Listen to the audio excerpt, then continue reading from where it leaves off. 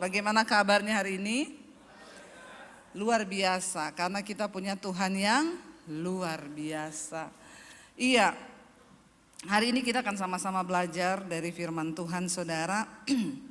Kalau kita mendengar berita-berita hari-hari ini memang ada banyak hal yang dapat terjadi. Sewaktu-waktu dunia bisa berubah, ya, dan banyak orang hari-hari ini yang mengalami krisis, ketakutan, tidak bisa tidur. Kenapa? Berhubung dengan berita-berita yang didengar.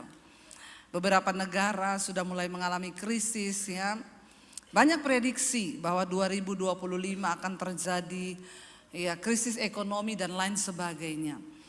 Tapi kita percaya di Alkitab ada kisah-kisah yang dicatat yang akan membuat kita kuat untuk menghadapi segala macam tantangan dan keadaan zaman. Amin. Dan kisah itu dicatat bukan secara kebetulan, tetapi untuk memberikan kita gambaran dan kekuatan dan juga teladan apa yang harus kita lakukan ketika hal-hal itu menimpa dalam hidup kita. Hari ini kita akan belajar dari satu kisah di dalam Alkitab tentang Elia dan seorang janda di Sarfat. Saudara, ketika pada masa pemerintahan Raja Ahab dan istrinya Isabel, kita tahu bersama mereka ini Alkitab berkata Ahab raja melakukan apa yang jahat di mata Tuhan. Sejak pemerintahan Raja Ahab, dia membawa bangsa Israel untuk menjadi penyembah berhala. Mereka menyembah dewa Baal yang dianggap sebagai dewa kemakmuran yang dapat mengatur hujan dan juga hasil panen di negeri itu. Lalu Tuhan marah, Tuhan murka, saudara. Karena mereka mulai beralih imannya daripada Allah kepada dewa Baal dan dewi kesuburan. Lalu Tuhan berfirman kepada Elia untuk disampaikan kepada raja dan semua ya rakyat untuk berkata bahwa Tuhan yang berkuasa untuk menurunkan hujan dan Dia yang berkuasa untuk mengatur semua panen. Lalu Tuhan berkata kepada Elia, sampaikan kepada Ahab dan seluruh rakyat Israel bahwa Allah yang aku layani, Dialah Tuhan yang mengatur embun, yang mengatur hujan. Dan Elia berkata, jika aku berkata akan ada hujan, maka akan ada hujan. Tapi kalau Allah berfirman kepadaku, tidak akan ada hujan, maka tidak akan ada hujan. Dan silakan kalian menyembah kepada Baal, minta kepada Baal supaya dia bisa turunkan hujan. Ya. Selalu siklus dari kehidupan bangsa Israel itu, mereka berdosa, murka Tuhan turun, mereka bertobat, berdosa lagi, diampuni lagi, murka lagi, bertobat lagi, diampuni lagi, berdosa lagi. Tapi jemaat di Petra tidak seperti itu. Berdosa, bertobat terus, tobat terus, amin. Insya Allah. Ya, dan akhirnya saudara satu kali Tuhan sudah pada puncak murkanya karena bangsa ini gak mau mendengar. Lalu Elisa menyampaikan, akan datang kelaparan yang besar yang akan menimpa negeri ini. Sampai kalau Allah berkata akan turun hujan. Karena kekeringan akan terjadi di mana-mana. Tapi Tuhan berfirman kepada Elia, jangan takut. Nanti engkau pergi ke satu sungai yang bernama Sungai Kerit di sebelah timur Sungai Yordan. Nanti di sana ada burung gagak yang aku perintahkan untuk memberi engkau makan. Ya, dan Elia hamba Tuhan ini dia taat. Saudara, masa kesukaran besar apapun kita percaya waktu kita ini hidup menjadi hamba Tuhan, taat kepada firman Tuhan, maka ada perlindungan Tuhan di tengah masa kesesakan, katakan. Tapi kita harus hidup sebagai hamba Tuhan. Saya bicara tentang hamba Tuhan bukan pendeta. Karena tidak semua pendeta adalah hamba Tuhan. Yang lagi viral sekarang pendeta pukulin istri. Itu siluman. Walaupun jabatannya pendeta. Mukulin istri tapi sama cewek-cewek mesra. Diajak foto, dirangkul sama istri. Dijadikan lawan tinju di rumah. Ini yang saya maksud bahwa tidak semua pendeta itu hamba Tuhan. Tapi hamba Tuhan adalah orang yang berkenan kepada Tuhan. Siapa hamba Tuhan? Orang yang taat kepada firman Tuhan. Jadi walaupun jemaat, kita harus menjadi hamba Tuhan. Artinya orang yang taat pada firman Tuhan. Jadi masih salah kadang-kadang orang ngomong itu dia hamba Tuhan loh. Saya kadang-kadang jemaat tuh itu hamba Tuhan loh Bu. Maksudnya pendeta. Enggak semua pendeta hamba Tuhan. Banyak yang hamba setan. Ya kayak itu. Pendeta tapi mukulin istri. Ya viral sekarang. Pendeta tapi selingkuh. Ini bukan hamba Tuhan. Ya ini hamba setan. Karena yang namanya hamba itu dia harus turut kepada Tuhan. Jadi saya percaya semua jemaat yang hadir sore hari ini saudara adalah hamba Tuhan. Bilang kanan kirimu kamu hamba Tuhan loh. Ya, jadi harus taat loh bilang gitu. Nah saudara, orang yang akan dilindungi Tuhan, orang-orang yang akan mengalami pertolongan Tuhan di tengah masa sulit, mereka yang taat kepada Tuhan. Tuhan bilang sama Elia kamu pergi, kamu tidak usah takut. Memang akan ada kelaparan besar akan datang, tapi kamu tidak usah takut. Nanti kamu pergi ke tepi sungai Kerit di sebelah timur sungai Yordan. Aku sudah perintahkan burung gagak. Dan Elia ini namanya hamba Tuhan, percaya aja pada apa yang dikatakan Tuhan. Ya, dia nggak protes saudara. Loh kok burung gagak tuh? Kenapa nggak burung merpati sebagai lambang Roh Kudus? Ya, lebih masuk akal. Saudara tahu burung gagak itu burung paling rakus. Itu burung pemakan bangkai. Dia kalau sudah ambil makanan nggak bisa berbagi dengan temennya, itu pasti berantem, itu gagak. Ya, kalau saudara ke Israel tuh banyak burung gagak di sana. Saya bertanya waktu itu kenapa ya burung gagak? Ternyata di Israel itu memang banyak burung gagak. Makanya belum pernah pergi ke Israel, pergilah ke Israel supaya kau lihat burung gagak di sana. Masa ke Israel cuma pergi lihat burung gagak? Ya kita pergi lihat tempat-tempat di mana kejadian di Alkitab pernah terjadi. Ya, dan akhirnya saudara, Tuhan bilang burung gagak akan beri makan. Kenapa nggak burung merpati aja gitu yang lebih masuk akal toh? Burung merpati kan lambang kekudusan, lambang kebaikan. Artinya apa saudara? Tidak selamanya yang kau anggap bisa menolongmu itu yang dipakai Tuhan menolongmu. Makanya dibilang Tuhan bisa pakai burung gagak. Ya, siapa tahu yang akan tolong saudara burung beo, burung nuri, itu terserah Tuhan toh. Kita nggak usah mengatur. Oke, sampai di situ. Dan benar, ketika Elia pergi ke tepi sungai Kerit, tiap pagi dan petang burung gagak datang membawa roti. Ya, kira-kira saudara percaya nggak kisah ini? Kok mukanya agak heran ya? Ya, kita harus disinilah iman terletak. Ketika kita sungguh-sungguh percaya apa yang dikisahkan dalam Alkitab itu benar terjadi, maka hal itu akan terjadi. Kita percaya bahwa Alkitab ini adalah firman Tuhan. Jangan kayak anak sekolah minggu. Pulang ditanya bapaknya, tadi sekolah minggu belajar apa Yos? Tuh loh Pak, Musa itu bawa bangsa Israel keluar dari Mesir. Tiba di depan laut, terus Musa ambil handphone. Dia telepon tentara Israel, dibawakan helikopter. Lalu bangsa ini diseberangkan. Terus mamanya papanya bilang, enggak gitu loh ceritanya. Kayaknya tidak begitu. Mama papa ini, aku ceritain yang masuk akal aja, mama tidak percaya. Apalagi kalau aku cerita yang diceritakan itu guru sekolah minggu, mama pasti lebih tidak percaya. Bagaimana caranya ketika ada laut, Musa ambil tongkat, diarahkan tongkatnya ke laut jadi jalan. Hello, aregene. Ini bahaya. Banyak generasi kita sekarang yang sudah gak percaya mujizat. Tapi kita jangan ikut-ikutan, mujizat masih ada. Bagi orang-orang yang mau percaya saja. Gak percaya silakan urusanmu. Tapi saya mau tetap percaya. Dan akhirnya saudara, lama-lama air di sungai itu kering. Lalu Tuhan bilang kepada Elia, kita baca yuk.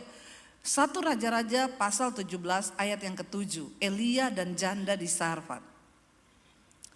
Ayat 7, tetapi sesudah beberapa waktu, 1 Raja-Raja 17 ayat yang ke-7, tetapi sesudah beberapa waktu sungai itu menjadi kering sebab hujan tiada turun di negeri itu. Ayat yang berikutnya ayat 8, maka datanglah firman Tuhan kepada Elia, bersiaplah pergi ke Sarfat yang termasuk wilayah Sidon dan diamlah di sana. Ketahuilah, aku telah memerintahkan seorang janda untuk memberi engkau makan. Ayat 10, Sesudah itu ia bersiap lalu pergi ke Sarfat. Setelah ia sampai ke pintu gerbang kota itu, tampaklah di sana seorang janda sedang mengumpulkan kayu api. Ia berseru kepada perempuan itu, katanya, cobalah ambil bagiku sedikit air dalam kendi supaya aku minum. Ketika perempuan itu pergi mengambilnya, ia berseru lagi, cobalah ambilkan juga bagiku sepotong roti. Perempuan itu menjawab, demi Tuhan Allahmu yang hidup, sesungguhnya tidak ada roti padaku sedikit pun, kecuali segenggam tepung dalam tempayan dan sedikit minyak dalam buli-buli. Dan sekarang aku sedang mengumpulkan 2-3 potong kayu api, kemudian aku mau pulang dan mengolahnya bagiku dan bagi anakku, dan setelah kami memakannya maka kami akan mati.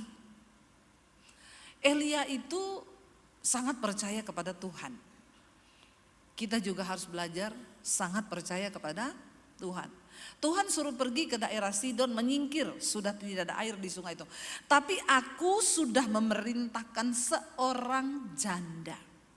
Jadi waktu Elia masuk ke daerah Sidon, dia ketemu janda. Dia pikir ini kali, makanya dia uji. Ujinya dengan apa? Di tengah masa kelaparan dan kekeringan, tidak ada air, tidak ada makanan. Dia pengen cari tahu, janda ini enggak yang Tuhan suruh. Dia bilang, beri aku minum. Jandanya baru mau pergi ambil minum, dia ngomong lagi, beri juga aku roti. Lalu janda itu bilang, aku tidak punya roti. Aku hanya tinggal punya segenggam tepung. Aku lagi cari kayu bakar. Aku pulang mengolah tepung itu jadi makanan. Setelah kami makan, kami mati. Kira-kira kalau saudara jadi Elia, lalu saudara ketemu ternyata bukan janda kaya tapi janda miskin. Kira-kira saudara ngomong apa? Dia bilang, nanti habis saya makan tepungnya itu saya olah, habis itu kami mati. Ada harapan enggak saudara? Bagaimana dia bisa pelihara Elia di tengah masa kelaparan? Sedangkan dia saja habis ini mati. Rasanya kalau saya jadi Elia, ya Tuhan ini gak masuk akal loh. Yang bener aja ini dikasih tugas kok kayak begini. Tapi memang Tuhan suka yang tidak masuk akal. Untuk memberikan keyakinan kepada kita bahwa tidak selamanya apa yang kita anggap masuk akal, keadaannya seperti itu. Seringkali apa yang tidak masuk akal sanggup dilakukan oleh Tuhan. Supaya kita percaya ada Tuhan yang sanggup mengatasi logika manusia. Kan lebih enak kalau Tuhan bilang, sudah kering airnya kau pergi ke Sidon. Di sana ada janda kaya. Nanti begitu kau masuk daerah Sidon, dia sudah jemput kau dengan mobil Alphard. Janda itu punya restoran. Kan itu lebih masuk akal toh. Kita juga yes, oke, aman, janda kaya. Elia sampai di Sidon ketemu janda. Saya mau tanya bapak-bapak, kalau kau mengalami ini, kira-kira kau percaya Tuhan enggak? Jangan ngomong amin dulu ya. Berat loh ini, berat loh. Enggak gampang loh. Saya tuh kalau membaca kisah begini, saya mencoba membayangkan kalau saya jadi Elia. Kira-kira apa yang ada di benak kita ya, Tuhan tuh kok ini masa kelaparan. Ketemu janda mau tolong tapi dia juga abis ini mati. Tapi ya sudah, Elia cuma tanya aja begitu. Ya lalu perempuan itu bilang, iya abis ini aku mati. Tetapi Elia berkata kepadanya, janganlah takut, pulanglah, buatlah seperti yang kukatakan, tetapi buatlah lebih dahulu bagiku sepotong roti bundar kecil daripadanya dan bawalah kepadaku. Kemudian barulah kau buat bagimu dan bagi anakmu. Saudara, saya percaya ada cara Tuhan yang ajaib memelihara orang-orang yang tahu berharap kepada Tuhan. Janda ini tidak mengenal Allah. Tidak mengenal Allah Israel. Tapi saya yakin ada sesuatu dalam diri janda ini yang membuat Tuhan menyuruh Elia untuk pergi ke rumahnya dan menjadi penolong bagi dia di tengah masa kesusahan. Percayalah di tengah masa-masa kelaparan, kekeringan, kesusahan, ada orang-orang yang dapat menyentuh hati Tuhan dengan harapan dan doa-doa mereka. Dan tadi siang kita sudah belajar, Bagaimana supaya mata Tuhan tertuju kepadamu? Karena Alkitab berkata mata Tuhan tertuju kepada orang benar dan kepada teriakan mereka meminta tolong. Saya yakin janda ini hidup benar. Sekalipun dia belum mengenal siapa Allah. Tapi dia punya roh takut akan Tuhan. Itu yang membuat Tuhan memperhitungkan imannya. Elia mendapat tugas untuk datang kepada janda ini. Tuhan pelihara dua. Satu hamba Tuhan, pendeta, nabinya yaitu Elia. Yang satu juga ini janda yang belum mengenal Allah. Makanya janda itu berkata begini, demi Tuhan Allahmu yang hidup. Dia gak bilang Allah kita. Ya, waktu Elia berkata beri kepadaku roti, ya lalu janda itu balas di sana ayat 12 tadi, perempuan itu menjawab demi Tuhan Allahmu yang hidup. Dia nggak ngomong Allahku atau Allah kami, tapi demi Tuhan Allahmu yang hidup, sesungguhnya tidak ada roti padaku. Tapi Elia berkata kamu pulang olah dulu itu, nanti setelah itu kamu berikan dulu itu kepadaku. Makanya saya bisa bilang janda ini hidup benar. Kenapa? Dia taat loh. Coba kalau orang yang gak percaya, tidak beriman, ya tidak hidup taat, dia kan ngomong enak aja lu datang ngaku-ngaku hamba Tuhan, bawa nama Tuhan, abis ini kita udah mau lapar, gak tahu mau gimana. Orang itu kalau di masa kelaparan, dia cenderung tolong orang atau simpan bagi dirinya. Coba saya tanya, simpan dong. Ya, tapi janda ini dia mentaati apa yang nabi ini menyampaikan kepadanya. Dia pulang, dikatakan di sana, ya, sebab beginilah firman Tuhan ayat 14, Allah Israel. Tepung dalam tempayan itu tidak akan habis dan minyak dalam buli-buli itu pun tidak akan berkurang sampai pada waktu Tuhan memberi hujan ke atas muka bumi. Perempuan ini tidak menyanggah, dia terima saja apa yang difirmankan oleh Tuhan lewat Elia. Ayat 15, lalu pergilah perempuan itu dan berbuat seperti yang dikatakan Elia. Maka perempuan itu dan dia serta anak perempuannya mendapat makan beberapa waktu lamanya. Ketaatan mendatangkan mujizat. Amin saudara. Mari kita jadi orang-orang yang doanya itu didengar Tuhan. Mari kita jadi orang-orang yang mata Tuhan itu tertuju kepada kita. Ketika pandemi datang saudara, saya dan suami tidak tahu mau melakukan apa. Waktu itu kami baru memulai YouTube. Kami belum dapat apa-apa dari YouTube. Dan ketika pandemi datang, uang kami di rekening itu hanya sekitar 10 jutaan. Dan kami tidak tahu pandemi datang berapa lama. Dan waktu pandemi datang saya dan suami baru tahu ternyata kita ini gak punya gaji yang tetap. Karena kami tidak pernah digaji dari gereja atau organisasi manapun secara tetap setiap bulan. Kami memang melayani Tuhan full time, tapi tidak digaji oleh gereja mana-mana atau orang mana-mana. Ya kami hidup sesuai pelayanan dan hanya dengan iman. Saking terlalu berimannya kami. Saya juga baru sadar waktu pandemi datang itu, kita ini terlalu percaya loh sama Tuhan. Nah sekarang pandemi begini, teman-teman kita yang full timer, yang hamba Tuhan digaji di gereja, enak. Pandemi gaji tetap jalan. Lah kita ini mengharapkan burung gagak datang. Saya juga baru sadar, jadi kita ini ternyata dari dulu gak ada slip gaji. Waktu kita dulu pernah mau beli rumah, mau nyicil di KPR. Ibu slip gajinya syaratnya mana? Saya bilang, itu dia Pak, saya ini tidak ada slip gaji. Tapi ibu ada gaji, ada. Dari mana? Dari sorga. Nggak ada slipnya ya? Ya slipnya dengan iman mas. Maksudnya ya gaji kita nggak tentu dan ya memang nggak ada slip dari mana-mana. Terus masnya bilang, maaf ya Bu, belum bisa KPR kalau kayak gitu karena kami tidak menerima slip gaji dengan iman. Karena kebetulan bos kami tidak beriman. Jadi tidak ada kita terima persyaratan slip gaji dengan iman. Jadi kami ini dari dulu nggak bisa beli apa-apa itu nyicil karena tidak ada slip gaji memang. Saya baru menyadari ketika pandemi datang, benar-benar di situ tidak ada yang bisa kami harapkan selain Tuhan. Uang tinggal 10 juta, bertahan hidup dengan 3 orang anak di Jakarta. Bagaimana caranya saudara? Ya saya hanya berusaha menetapkan hati tetap percaya kepada Tuhan. Tapi ya namanya manusia juga deg-degan.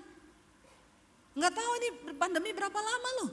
Untung saya nggak tahu kalau pandemi itu 2 tahun. Kalau saya tahu mungkin saya sudah khawatir benar-benar itu. Karena kita nggak tahu, ya udah jalani aja hari demi hari. Karena Alkitab berkata kesusahan sehari cukup untuk sehari. Kenapa banyak orang stres, depresi, kena stroke, serangan jantung? Karena kesusahan setahun kau borong. Amin. Sehari cukup untuk, nggak usah diborong. Bapak-bapak dengar ya, ini bapak-bapak yang sering begitu itu. Anak masih kuliah 10 tahun, dia udah mikir dari sekarang. Maka jebolah otakmu. Kena stroke, kenapa? Nggak kuat. Makanya Alkitab sudah tetapkan kesusahan sehari cukup untuk, nggak usah diborong. Coba praktekkan ini. Kalau mulai khawatir, datang di kaki Tuhan, duduk nyembah Tuhan, hilang khawatirnya. Amin. Saya bilang sama suami gini, kita juga harus menata loh ini. Yang terburuk nih ya, yang terburuk kita pikirin. Kalau memang nggak ada apa-apa untuk kita makan. Yang pertama yang bisa kita jual mobil, yang kedua rumah kita jual. Lalu kita pulang ke Solo. Kita bersyukur hari ini ada yang bisa dijual. Dulu nggak ada yang bisa dijual. Seringkali kita lupa bersyukur. Kalau masih ada yang bisa kita jual. Kami ini enggak punya deposit, enggak punya investasi enggak ada, emas batangan enggak ada. Saya punya emas 80 kilo, emas Daniel. Itu enggak bisa dijual. Dan investasinya semakin menurun. Makin berat badannya, makin turun harganya. Beda sama emas murni. Tapi ya sudah disyukuri saudara, mau apa? Ya, bersyukur saya. Dan memang ini tidak dijual, koleksi pribadi. Ya. Nah waktu itu saya bilang sama suami kita, yang terburuk kita jual mobil dulu. Bersyukur ada yang bisa dijual. Kalau mobil tidak laku, rumah kita tawarin, kita pulang ke Solo. Bersukacita ya, bersukacita. Jangan salahin Tuhan karena kita pernah melewati yang lebih buruk dari ini. Dulu nggak pernah ada apa-apa, sekarang sudah ada apa-apa, bersyukur. Tapi saya percaya, saya bilang kalau di masa-masa lalu Tuhan sanggup menyertai kita, maka Tuhan juga punya cara untuk menyertai kita. Kan kita nggak ada yang tahu bagaimana cara Tuhan menyertai. Menurut saudara bingung nggak? Saya juga bingung. Tiba-tiba saudara ketika sudah selesai lockdown pertama dibuka tuh, setelah yang tinggi-tingginya tingkat kematian, lockdown pertama dibuka. Saya bilang sama suami saya, anterin saya ke Gramedia dong. Kenapa? Saya mau beli kanvas, saya mau melukis. Suami saya bilang, ayo daripada saya nggak ngapa-ngapa yuk beli yuk, anter. Kami pergi gitu ke Gramedia. Sampai di sana saya pilih-pilih kanvas. Mbak, yang paling besar ukurannya berapa? 1 meter kali 120 ada bu, kali 80 ada. Ya udah saya mau 3 deh yang besar-besar. Suami saya jawil saya, nggak ada duit loh. Kalau baru belajar, beli yang 20 cm kali 30 cm. Kenapa kau beli yang besar-besar begitu, nggak ada uang? Saya bilang begini, ya siapa tahu hasilnya bagus, kan bisa dipajang di rumah. Terus kata suami saya, kamu tuh nggak bisa melukis. Sepanjang saya nikah sama kamu, saya nggak pernah lihat kau gambar, nggak pernah pegang pensil, pegang kertas gambar. Ya namanya juga ya kepengen. Akhirnya waktu itu saya bilang, enggak apa-apa lah please ya. Beli tinta apa semua hampir 3 juta. Suami saya marah-marah. Ini enggak bijaksana gini. Tapi ya karena dia sayang istrinya ya dia bayar. Pulanglah saudara. Sampai di rumah suami saya ngedit video. Saya melukis. 2 jam selesai lukisan saya. Dia lihat ke kamar sebelah. Dia bilang, ini lukisan siapa? Saya bilang, ada siapa di sini? Dia bilang, ndak mungkin loh. Ndak mungkin ya iki kue tenan sing lukis lah sopo. Ora enek sapa-sapa ning kene, mau aku tok. Ora mungkin ora percaya. Ya wis nek ora percaya terus ya ngopo. Saya itu karena seneng, saya foto lukisan saya upload di Instagram. Puji Tuhan, lukisan pertama saya jadi. Tiba-tiba ada inbox masuk, ting, Bu Debbie, itu lukisan ibu dijual. Saya bilang, itu lukisan pertama saya Bu, saya enggak jual, cuma lukis sendiri karena pengen. Tapi kalau ibu jual, saya mau Bu beli, boleh enggak? Di tengah masa kelaparan, tidak ada penghasilan, tiba-tiba ada orang mau beli, saudara kasih enggak? Saya tiba-tiba kaget, ya boleh Bu, berapa ya? Enggak tahu Bu, saya enggak tahu harganya, terserah ibu aja. Ya udah minta nomor rekening Bu, saya kasih. Lukisan pertama saya laku 10 juta. Wow enggak? Wow toh? Ih saya seneng saudara, saya datang ke suami saya. Say, lukisanku dibeli orang say. Opo iyo? Memang laki-laki itu kalau belum melihat sulit untuk percaya. Ini loh, mana? Saya tunjukin, ini loh bukti transfernya. Ditransfer 10 juta. Suami saya langsung, iya, sesok tak antar ke mana tuku kanvas. Ah ini langsung saya dikaryakan. Iya, lukisan pertama di tengah masa pandemi yang uang kita tuh sudah menipis tinggal berapa. Tiba-tiba ada yang beli 10 juta, semangat enggak saya? Semangat saudara. Saya langsung buka kanvas satu, melukis lagi. Saya lukis, saya upload. Bu itu lukisan ibu ya, boleh saya beli? Boleh. Saya gak pernah tulis dijual, gak pernah.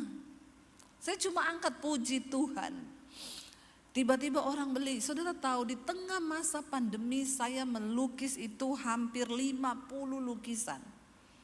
Yang paling tinggi dibeli orang 75 juta. Saudara percaya? 70 juta, 50 juta, 45 juta, 25 juta, 30 juta, bukan kaleng-kaleng. Tuhan itu kalau buka jalan, kita tuh, nah waktu saya melukis yang keempat, itu orang masih beli itu 10 juta ya, yang termurah tuh 5 juta, satu tok itu, yang lain 10 juta, 15 juta. Waktu saya melukis yang keempat, anak saya bilang, Mam, aku mau kuliah loh. Saya bilang, ini orang semua sudah mati nak. Virus, pandemi. Kok kamu tuh masih mikir kuliah loh. Kita ini aja hidup, gak tahu bisa bertahan atau tidak. Kamu tuh masih pikir lagi kuliah. Kuliah atau tidak kuliah, tidak menentukan masuk surga. Saya ini menghibur diri dan menghibur anak saya. Karena gak ada duit, saya tanya, itu kuliah berapa? Ya sekitar 70 juta. Saya bilang uangnya siapa? Kita ini saja untuk bertahan hidup, nggak tahu bagaimana. Kalau kita masih hidup itu masih puji Tuhan. Tapi saya bilang sama anak saya, kamu berdoa. Kalau Tuhan berkata bisa, bisa. Nggak ada yang mustahil. Akhirnya saudara yang keempat lukisan saya itu saya melukis. Tiba-tiba saya ditelepon dari satu perusahaan, Bu, kami di kantor sudah mulai ibadah. Tapi semua pendeta nggak ada yang berani datang. Katanya mereka takut COVID karena pada zaman itu yang mati pendeta banyak sekali. Nah kami ini demi sesuap nasi harus masuk Bu, kantor udah buka. Nah kami mau ibadah tapi nggak ada pendeta, ibu mau nggak datang? Teman saya bilang hati-hati loh Bu, ini pendeta banyak sekali mati. Saya bilang ya udah saya berdoa dulu ya nanti saya jawab. Saya berdoa, saya tanya Tuhan, saya boleh datang gak pelayanan di kantor? Tuhan tuh jawab gini, kamu itu hamba Tuhan. Di tengah ketakutan begini, kau malah sembunyi itu ngapa? Imanmu tuh di mana? Kalau belum waktunya mati, kau gak mati. Kalau sudah waktunya mati, biar kau sembunyi di bawah kolong manapun, mati kau. Amin. Di situ iman saya itu bangkit. Kalau belum waktunya mati saudara, saya ini kena COVID sama suami, semua varian kami rasa, 4 kali kita kena COVID. Dan saya memang berdoa, saya bilang gini, Tuhan, Orang-orang ini merasa bahwa hidupnya itu tergantung COVID. Hidup mati kita bukan di tangan COVID, tapi di tangan Tuhan. Jangan kau geser imanmu. Sehingga orang ketakutan kalau kena COVID pasti mati. Saya bilang gini, Tuhan, aku mau Tuhan, kalau kau izinkan aku kena COVID dan aku tidak mati, aku mau bersaksi sama orang-orang ini bahwa COVID itu bukan satu-satunya yang dapat membuat kita mati, tapi nafas kita itu Tuhan yang pegang. Saya kena yang pertama saudara. Yang kedua Delta, kita kena lagi. Suami saya hampir lewat itu. Tapi saya bilang kalau belum waktunya mati, tidak mati. Kami sembuh karena perjamuan kudus. Itu saya saudara, karena kami terjangkit dari ipar saya yang meninggal. Ipar saya meninggal umur 40-an, gak ada sakit apa-apa, kena COVID. Dia meninggal pas kita di Solo. Saya pelayanan di Surabaya, saya mampir Solo. Ya ketemulah sama keluarga. Semua terjangkit yang Delta itu.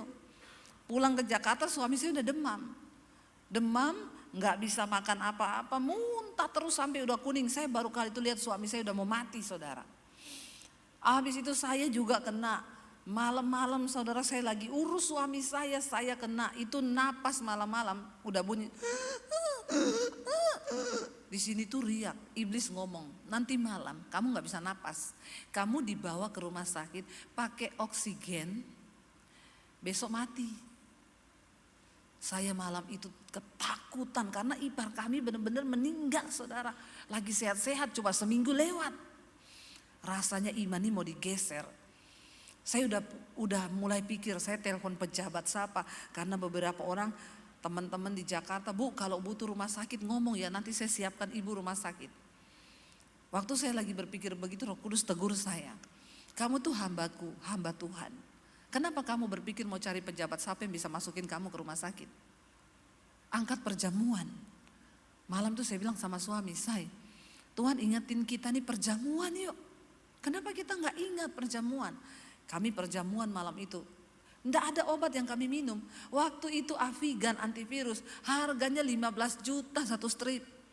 Saya bilang kalau kita minum ini kita mati duluan karena sesak napas. Karena harga obat 15 juta. Itu kami bisa pakai bertahan hidup.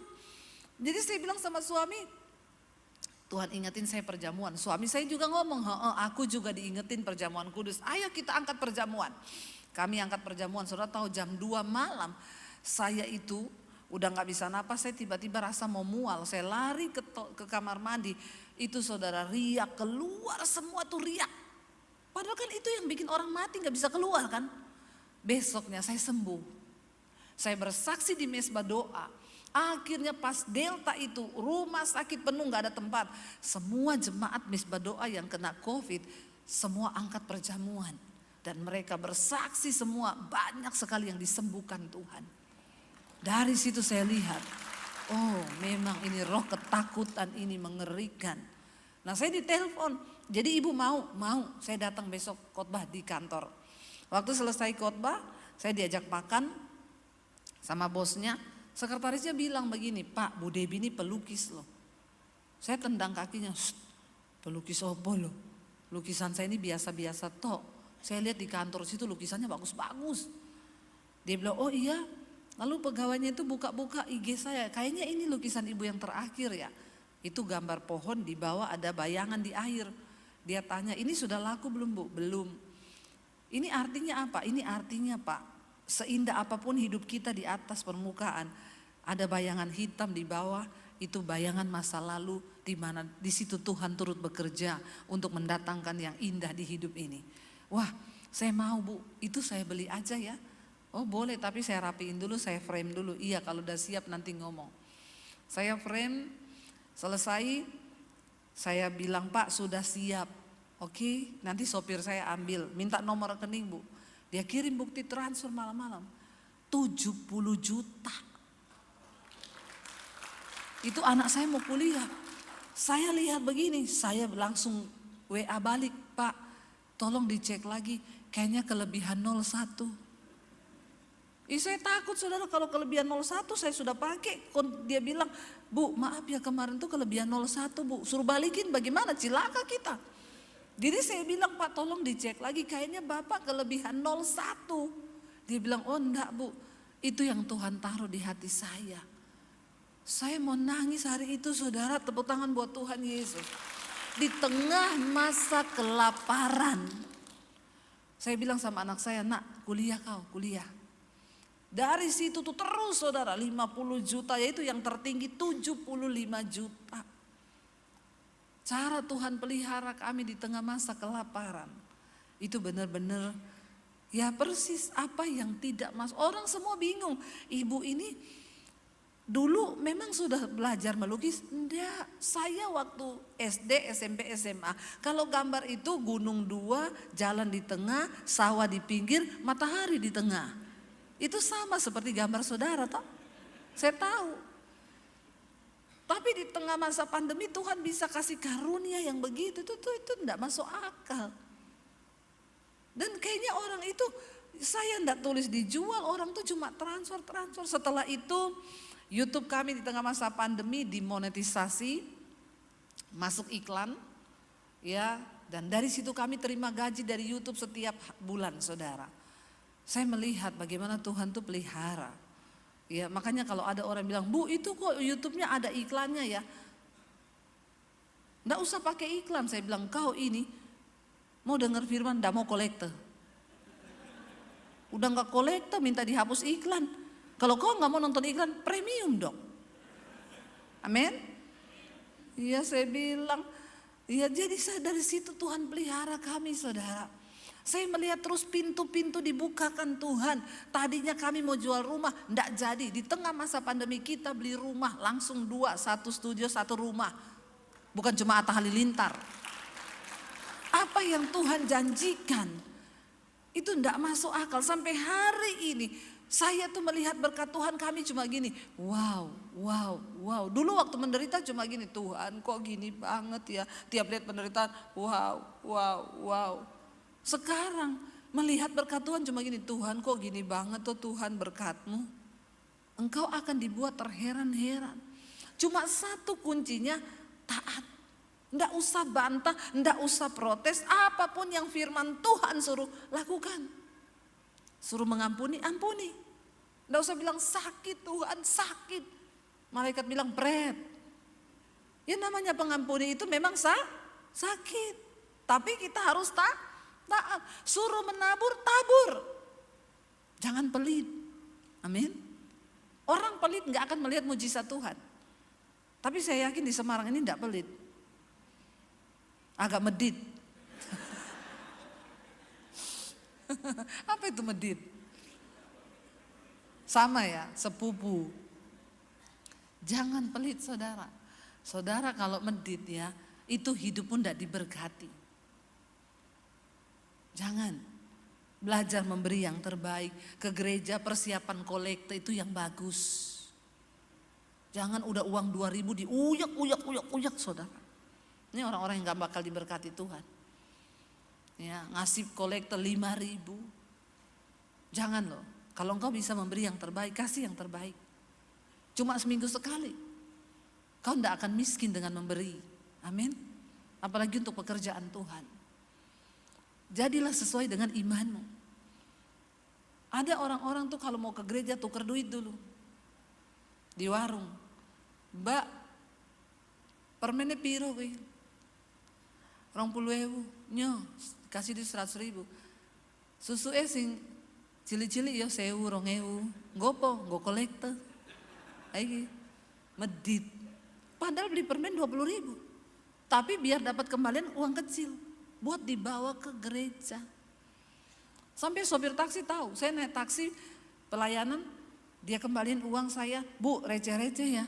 Kenapa kamu kasih saya uang receh? Ibu mau ke gereja toh? Biasanya orang Kristen tuh kalau ke gereja minta uang tukeran kecil-kecil Bu, katanya untuk kolekte. Sampai sopir taksi saja tahu. Orang Kristen tuh pelit. Bertobat loh saudara. Kalau hari ini engkau bisa berbagi, kami di tengah masa pandemi berbagi. Saya nggak tahu uang saya dari mana, tapi ada kelebihan saya bagi sembako sama orang-orang miskin di sekitar saya.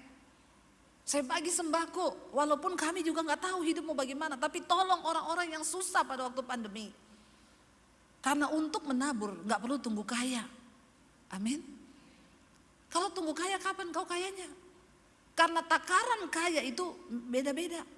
Gaji 2 juta enggak cukup. Naik 3 juta cukup? Enggak. Jadi 4 juta cukup enggak? Enggak. Naik lagi 5 juta cukup? Enggak pernah cukup.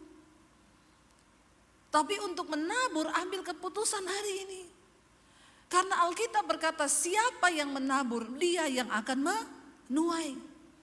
Siapa yang memberi dia akan diberi. Kalau tidak seperti itu enggak mungkin. Bagaimana mungkin kita menuai kalau enggak pernah menabur? Menabur, lihat orang-orang yang berkekurangan.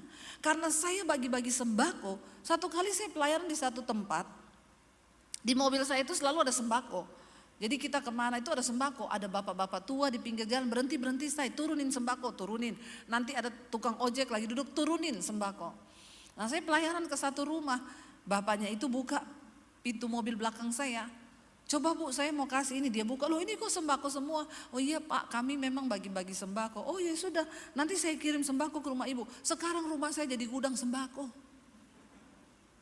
Tiap 2 minggu dia kirim pakai truk. Itu yang Tuhan bilang, waktu kau dapat dipercaya oleh Tuhan, maka kau akan diberi kepercayaan yang lebih besar. Amin saudara. Ya, tapi kalau kita ini memulai aja dari yang kecil, tidak. Bagaimana mungkin Tuhan beri kepercayaan yang lebih besar? Di tengah masa pandemi kami yang tadinya mau jual rumah, mau jual mobil, mau pulang ke Solo, enggak jadi semua rancangan itu. Tuhan bilang, kau boleh punya rancangan, tapi keputusanku lah yang terjadi. Di tengah masa pandemi Tuhan berkati kami bisa bangun gereja-gereja di desa-desa. Kami bisa tolong puluhan hamba-hamba Tuhan setiap bulan untuk mencukupi mereka makan. Waktu kita menjadi orang yang dapat dipercaya Tuhan, hidupmu juga akan menjadi berkat sebab Tuhan yang menyediakan benih untuk para penabur. Jangan pelit, kau tidak akan diberkati. Ada orang-orang waktu dapat gaji, dapat duit, masukin dompet dalam nama Yesus, tidak keluar-keluar lagi. Bertobat saudara, ya bertobat. Kalau kau dapat berkat Tuhan, untuk siapa berkat ini? Hari ini siapa yang harus aku berkati? Dan Tuhan tuh tidak pernah berhutang. Saya sudah melihat. Tadi pagi saya saksikan bagaimana Tuhan gerakin kami beli mobil untuk seorang hamba Tuhan. Mobilnya 425 juta, saya tengking itu suara dalam nama Yesus. Setan ini, setan ini. Karena saya pikir kita bukan orang kaya yang punya puluhan miliar di rekening. Kenapa Tuhan suruh kita beli mobil untuk pendeta? Bukan mobil second, Tuhan suruh beli mobil yang sama dengan punyanya wakil gembalanya. Nyesek saudara, berbulan-bulan saya tahan suara itu, tersiksa saya. Akhirnya saya bilang sama Tuhan, kalau ini suara Tuhan, saya tanya sama suami. Firman-Mu berkata, istri tunduk kepada suami. Kalau suami saya bilang tidak, berarti tidak Tuhan. Karena suami saya ini tidak pelit, agak perhitungan. Wong Solo, ya perhitungan. Akhirnya saya tanya dia, saya bilang, aku ini dapat suara Tuhan loh. Kita disuruh Tuhan beliin mobil untuk pendeta. Harganya sekian, yang sama punyanya wakil gembalanya. Dia diam 1000 bahasa. Biasanya, jangan loh, 400 juta tuh banyak loh. Dia cuma diam, saya bilang, kamu ngomong loh, saya ini tunggu konfirmasi dari kamu. Tiba-tiba dia bilang, aku udah disuruh Tuhan dari 6 bulan lalu. Cuma tak tahan itu suara. Ternyata karena dia tuli, Tuhan bicara sama saya. Pura-pura tuli. Ya, saya belajar taat. Saya bilang, 425 loh. Ya gak apa-apa kalau Tuhan yang suruh. Hati kita siap, ya udah siap. Apakah kami berkekurangan? Semakin diberkati Tuhan. Semakin diberkati Tuhan. Tidak berkekurangan. Sebab saya percaya firman itu berkata, Allah yang menyediakan benih bagi para penabur. Janda ini gak punya apa-apa, udah gak ada. Tapi karena ketaatan Elia dan ketaatan janda ini, sehingga Tuhan bilang nanti tepung dalam bejanamu, minyakmu tidak akan habis-habis sampai masa kelaparan ini selesai. Dan akhirnya terjadi saudara, sesuai yang firman Tuhan katakan. Dikatakan di sana, kita lanjut, ayat yang ke-16. Tepung dalam tempayan itu tidak habis dan minyak dalam buli-buli itu tidak berkurang seperti firman Tuhan yang ucapkannya dengan perantaraan Elia. Sesudah itu anak dari perempuan pemilik rumah ini jatuh sakit dan sakitnya itu sangat keras sampai tidak ada lagi nafasnya alias mati. Kata perempuan itu kepada Elia, apakah maksudmu datang kemari ya abdi Allah? Singgahkah engkau kepadaku untuk mengingatkan kesalahanku dan untuk menyebabkan anakku mati? Kata Elia kepadanya, berikanlah anakmu itu kepadaku. Elia mengambilnya dari pangkuan perempuan itu dan membawanya naik ke kamarnya di atas dan membaringkan anak itu di tempat tidurnya. Sesudah itu ia berseru kepada Tuhan, katanya, ya Tuhan Allahku, apakah engkau menimpakan kemalangan ini atas janda ini juga yang menerima aku sebagai penumpang dengan membunuh anaknya? Lalu ia mengucurkan badannya ke atas anak itu 3 kali dan berseru kepada Tuhan. Katanya, ya Tuhan Allahku, pulangkanlah kiranya nyawa anak ini ke dalam tubuhnya. Tuhan mendengarkan permintaan Elia itu dan nyawa anak itu pulang ke dalam tubuhnya sehingga ia hidup kembali. Elia mengambil anak itu, ia membawanya turun dari kamar atas ke dalam rumah dan memberikannya kepada ibunya. Kata Elia, ini anakmu, ia sudah hidup. Kemudian kata perempuan itu kepada Elia, apa? Sekarang aku tahu bahwa engkau abdi Allah dan firman Tuhan yang kau ucapkan itu adalah benar. Janda itu mengalami Tuhan lewat kehidupan Elia. Saya mau tanya saudara, kenapa Elia Tuhan kirim ke rumah dia? Kira-kira Tuhan sudah tahu gak anaknya mau mati? Sudah, karena Tuhan maha tahu. Tapi Elia enggak tahu. Pertolongan Tuhan itu tidak pernah terlambat bagi orang-orang yang hidup taat dan setia kepada Tuhan. Sebelum sesuatu terjadi di hidupmu, Tuhan sudah tahu. Karena tidak ada satupun yang tersembunyi di mata Tuhan. Sebelum pandemi ini datang, Tuhan sudah tahu. Makanya ketika pandemi saya bilang tidak usah ditengking. Ada orang-orang tengking pandemi dalam nama Yesus. Ya, enyahlah pandemi. Tuhan itu sudah tahu. Saya bilang sama suami, jangan terlalu takut. Kita tidak usah terlalu takut. Karena di masa pandemi ini sudah ada satu jumlah tertentu yang akan dipanggil mati. Pertanyaannya, kita ini masuk daftar apa tidak? Kalau kita masuk daftar, mari kita siap-siap. Tapi kalau kita tidak masuk daftar mati di pandemi ini, maka biar kita kena corona puluhan kali, kita tidak bakal mati. Cuma itu iman saya. Kami kena 4 kali varian, semua kena. Saya diizinkan rasa semua varian biar saya tahu rasanya. Tapi kami melihat bahwa memang hidup mati itu di tangan Tuhan. Jangan terlalu takut saudara. Kalau belum waktunya mati, kita tidak akan mati. Tapi kalau sudah waktunya, ya lebih baik siap-siap. Kita ini harus siap-siap karena kematian itu di dalam Tuhan adalah sebuah keuntungan. Hari ini Bapak Pendeta Rizal Solihin berpulang dipanggil Tuhan tadi siang. Ya, di usia yang masih muda, hidup ini nggak ada yang tahu. Kita nggak pernah tahu. Ya, hidup kita mau sampai kapan. Tapi Tuhan sudah tahu. Jadi selama kita masih diberi kesempatan hidup, mari kita hidup dalam ketaatan menjadi pelaku-pelaku firman Tuhan. Karena itu yang Tuhan mau. Kita harus percaya bahwa pertolongan kita datang dari Tuhan, dari tempat yang maha tinggi.